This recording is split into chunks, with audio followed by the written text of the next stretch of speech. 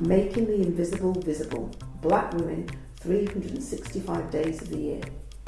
Each day will spotlight a remarkable woman whose story has shaped Black, British or global diasporic history. Women whose achievements are too often overlooked. Through these daily short films, we create a living, breathing archive of leadership, creativity, resistance and legacy. Let's begin. My name is Camille London-Miyo. I consider myself to be a teacher educator. I presently am a research associate at the Stephen Lawrence Research Centre, and I lead on the Teachers Transform programme. When I consider my role, I see myself, as I said, as a teacher educator, but also as a teacher activist, in the sense that I look to try and disrupt some of the deficit narratives that exist about Black people in education. I work with different networks and communities to raise the profile of the work of Black educators, but also supporting our young people in the community.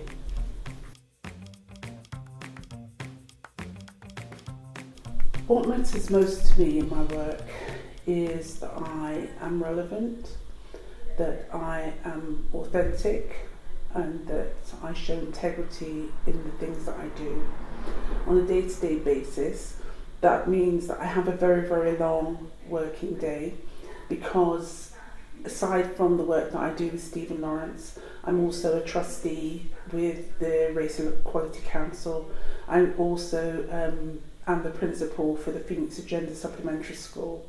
And I'm also a board member on the African Heritage Alliance. So it does mean that the work that I do has to surround the work that I do within Stephen Lawrence. On a day-to-day basis within Stephen Lawrence Research Centre, I lead workshops, I give presentations, I write papers, developing our ideas and our thoughts about how we can transform teaching in society today. I always talk about the influence of my mother. My mother worked 2 or 3 jobs, raised 3 children, but also maintained the fact that we were Guyanese, of Guyanese heritage, and so although we lived in the UK, the way we were brought up was as Guyanese in Britain. And so that meant that the boundaries that we had, the beliefs that we had, were intrinsically about where we came from. And so those things shaped my journey a lot. I come from a family of educators, so it was not seen as anything special for me to go into teaching. But living here in the UK, it was something different, because my teachers who taught me when I was at secondary suggested that I left school and went and worked in a supermarket. And their understanding of what it meant for me to teach, they didn't feel that that was something that I should do. When I aspired to go into leadership in education, I didn't see people that looked like me. And it was always my Guyanese heritage that came back and said, yes, when you go home, you see Black head teachers, you see people leading education. So returning to the UK, that gave me the energy and the resilience to keep on pushing forward.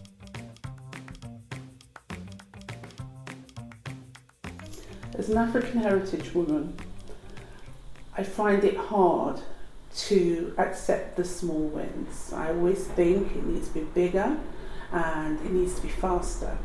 But in essence, my wins are my community wins. My wins are when I share, or there are things that happen within my community, within our networks, that make me feel that the work that I do has purpose.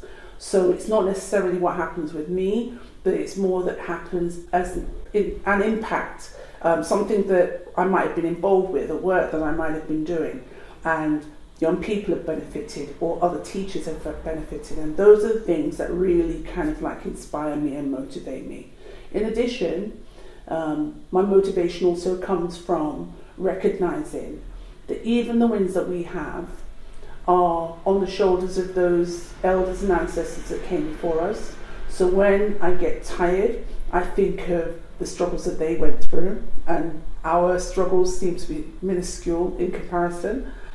So I think that always understanding that we come from somewhere, we don't just exist, we're not islands, and those are the things, those small wins are part and parcel of a bigger picture that will get us to where we need to be, which is social justice and equity.